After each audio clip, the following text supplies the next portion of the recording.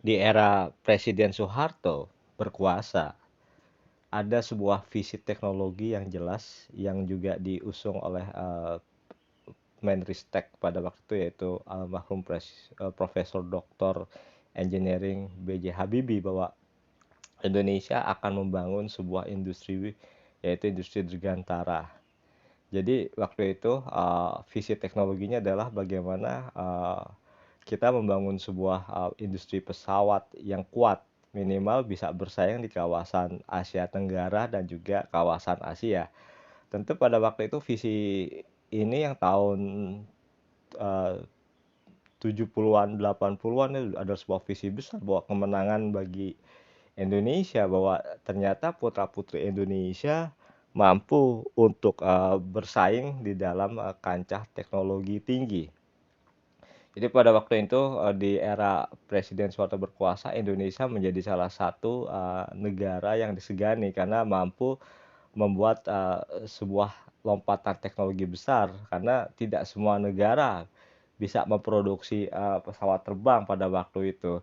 Kebetulan Pak Habibie adalah salah satu putra terbaik Indonesia yang juga merupakan lulusan dari sekolah penerbangan, teknik penerbangan di Jerman, dan juga bekerja di perusahaan di Jerman. Jadi keahlian Pak Habibie ini sudah tidak diragukan lagi. Bahkan Pak Habibie adalah salah satu ilmu internasional yang sangat disegani.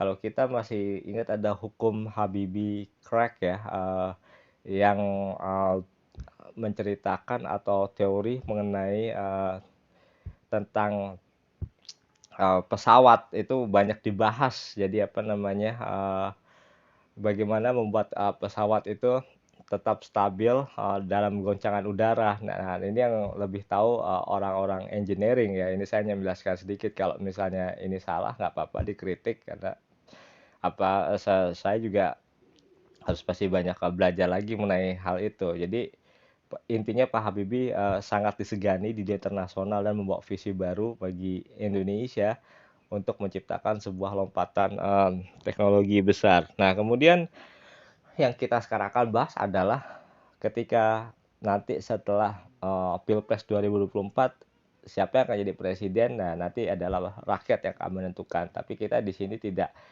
uh, membahas mengenai salah satu sosok atau tokoh yang akan menjadi presiden. Jadi Presiden Indonesia tahun 2024 juga harus merumuskan kembali visi teknologi Indonesia ini ke depan mau dibawa kemana Indonesia ini. Jadi harus ada perumusan.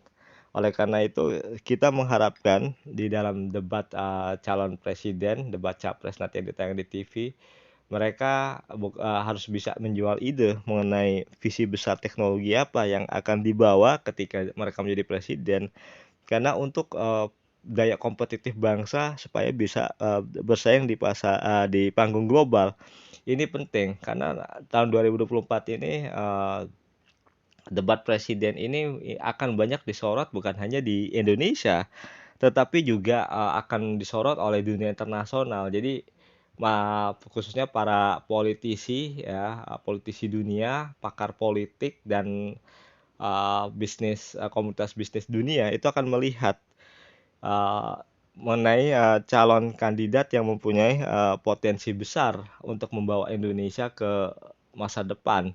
Kita memang butuh presiden yang mampu membawa banyak perubahan dalam visi teknologi, karena abad sekarang adalah abad teknologi dan ekonomi yang digerakkan adalah berbasis teknologi. Jangan sampai kita hanya menjual program-program lama yang hanya diupdate atau diupgrade. Kita butuh program-program baru.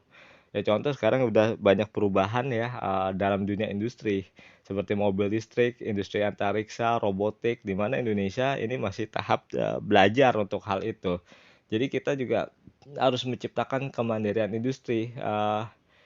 Untuk itu diperlukan ini kemampuan kandidat dari masing-masing capres untuk merumuskan apa yang harus dilakukan di masa mendatang. Ini penting sekali.